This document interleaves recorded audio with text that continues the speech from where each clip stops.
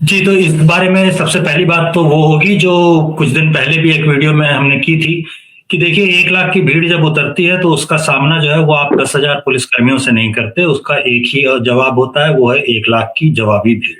तो 1 लाख की भीड़ अगर उधर से उधर रही है तो आपको भी अपनी साइड से 1 लाख की भीड़ उतारनी पड़ेगी, इसके अलावा और कोई चारा नहीं है।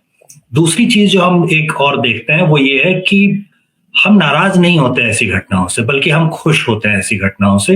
आप देखिए धर्म के प्रचार के लिए जो भी लोग निकले हैं उनके ऊपर पत्थर चले हैं, चाहे वो ईसा मसीह हो उनके ऊपर पत्थर चले हों, चाहे वो मंसूर और सरमद जैसे लोग हों उनका सिर काट दिया गया।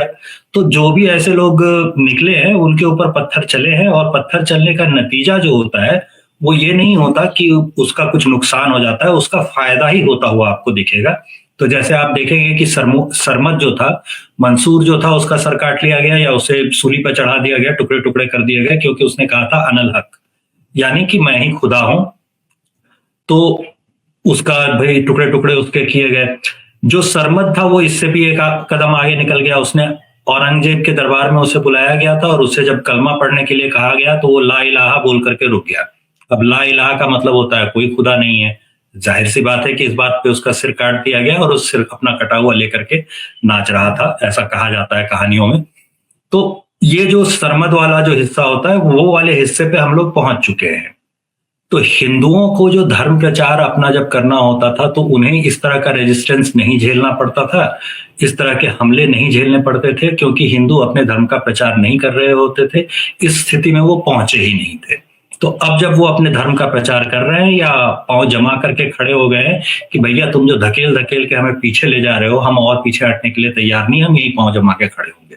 तो जैसे ही वो पांव जमा के खड़े हुए हैं तो अचानक से जो है वो आपको उन पर होते वाले हमले जो है वो दिखने लगे हैं। आप सिर्फ बांग्लादेश में क्यों देख रहे हैं, भारत में देखिए, बिहार में देख लीजिए। बिहार में पिछले 1 साल में कोई शोभा यात्रा नहीं निकली है जिसके ऊपर पथराव नहीं हुए हों। अगर हम लोग एनसीआरबी का डेटा देख ले, नेशनल क्राइम रिकॉर्ड्स का डेटा देख ले, तो 2019 से लेकर के आगे का आप डेटा देखेंगे तो आपको दिख जाएगा कि 1 साल में 641 दंगे होते हैं। दंगे, पुलिस रिकॉर्ड में दंगे हैं, उसके लिए इंटरनेट वगैरह बैन किया गया है। और वो दंगे हो किस लिए रहे हैं, तो क्योंकि शोभा यात्रा निकाली जा रही है कोई। अब शोभा यात्रा से क्यों दिक्कत हो रही है उन्हें, तो ये भाई मुस्लिम एरिया है, इस एरिया से तुम नहीं निकाल सकते, तो पूरा देश हिंदू देश है, फिर तो हम कहीं भी करेंगे।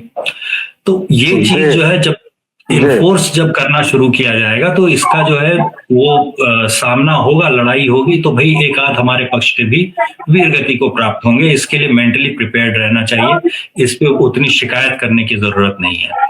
तो जो इस्कॉन वाले को जो फेस करना पड़ रहा है, बिल्कुल नहीं है जी, इस्कॉन वाले को जो फेस करना पड़ रहा है उसको तैयार रहना चाहिए। अब ऐसा है देखिए कि इसमें जो हिंदुओं के मसले हैं उस पर बातचीत कब होगी, तो इसमें जो सबसे पहला मसला जो छेड़ा जाता है ना, वो कहा जाता है कि ये मंदिर मठ वगैरह जितने हैं वो तो ब्राह्मणों के हैं, इसमें हमें क्या फर्क पड़ता है, ये कह के कई जो जातिवादी हैं, जो समाजवादी होने का चोला ओढ़ करके निकले हुए होते हैं, तो ये जातिवादी लोग जो है ये बातचीत शुरू करते हैं। तो इनको हम सबसे पहले याद दिला देना चाहेंगे कि पटना का ही जो इस्कॉन टेम्पल है ना, उसके जो प्रमुख हैं वो जब तक सन्यासी नहीं हुए थे उससे पहले तक वो यादव हुआ करते थे। उनके नाम में यादव ही जुड़ा हुआ होता था और ये सर्टिफिकेट वाला नाम है। अभी भी उनके पासपोर्ट पे वही लिखा हुआ होता होगा, ऐसा मेरा विश्वास है। देखा नहीं है उनका पासपोर्ट हमने, लेकिन ऐसा ही होगा। तो भाई आप ये जो कह रहे होते हैं कि हिंदुओं के जो मंदिर है वो ब्राह्मणों के कब्जे में, तो ये बात जो है वो सच नहीं होती। सभी जातियों के पास अपने अपने मठ है, अपने अपने संप्रदाय के अलग अलग मंदिर वगैरह हैं। तो जो मंदिरों को घूम घूम कर देखने और बाकी चीजों का ये सब जो मसला होता है, तो कई बार हिंदू जो होता है, हिंदुओं का एक बड़ा पॉपुलेशन का जो वर्ग होता है वो मनोरंजन से आगे नहीं बढ़ पाता। तो आप पाएंगे कि मनोरंजन वाले जो यूट्यूब के वीडियो थे वो ज्यादा देखे जाते हैं। आप काम की बात करेंगे अपने चैनल पे तो आपके पास 1000 सब्सक्राइबर भी नहीं जुटेंगे। मनोरंजन कोई दिखा रहा होगा तो फिर वो अजीत अंजुम जैसे लोग होंगे तो वो मनोरंजन दिखा रहे होंगे जिसमें उसे खुद ही गालियां पड़ रही होती हैं और लोग देख के मजे ले रहे होते हैं उसको गालियां पड़ते देख करके, तो उसमें लाखों में सब्सक्राइबर चले जाते हैं। तो ये दिक्कत एक छोटी सी जो है वो है। तो हिंदुओं को सबसे पहले तो ये समझना होगा कि भैया हमारे मुद्दों पर कहाँ बात हो रही है, मेरे मुद्दे पर बात हो रही है या मेरा मनोरंजन किया जा रहा है। तो सिर्फ सहलाया जहां जा रहा है, जहां गुदगुदाया जा रहा है, उस जगह से उठिए, उससे छोड़ करके उसको खुद से आप अपने काम के मुद्दों पर आना शुरू कीजिए। उदाहरण के तौर पे आप देख लीजिए कि शोभा यात्राओं में अगर आप सिर्फ मनोरंजन के लिए डीजे वगैरह पे जो खर्च कर रहे होते हैं, उस खर्च के बारे में एक बार सोचिए और एक बार ये सोच करके देखिए कि डीजे वगैरह आपके काम आएगा या फिर ऐसी शोभा यात्राओं पे जो पथराव हो रहा है उसका सामना करने के लिए आप 25-50 गुलेल बांट दें लोगों को। गुलेल, पत्थर न मत दीजिए हाथ में, गुलेल दे दीजिए। गुलेल बहुत कम कीमत का आता है, आसानी से चलाया जा सकता है, निशाना भी बड़ा अच्छा लगता है, तो वो दे दीजिए। खर्च जो है वो इस साइड करें या उस साइड करें, वहां पर सोचिए। तो एक बार जब आप ये सोचेंगे कि मनोरंजन नहीं देना हमें या मनोरंजन से ध्यान हटा करके, मनोरंजन के लिए हमारे पास टीवी है, सिनेमा है, नाटक है, गाने हैं, बहुत सी चीजें हैं।